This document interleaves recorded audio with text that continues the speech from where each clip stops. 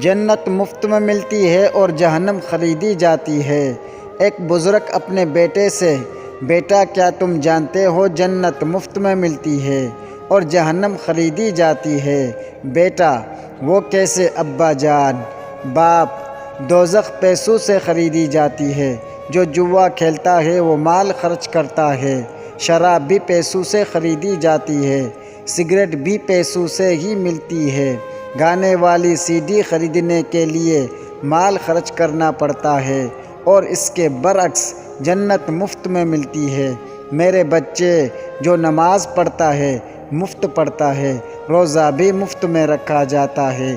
اسی طرح استغفار کرنے اور نگاہ نیچی رکھنے اور اللہ سے ڈرنے اور اچھا اخلاق اختیار کرنے پر کوئی خرچ نہیں آتا۔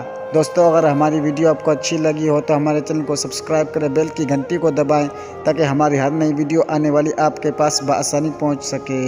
السلام علیکم۔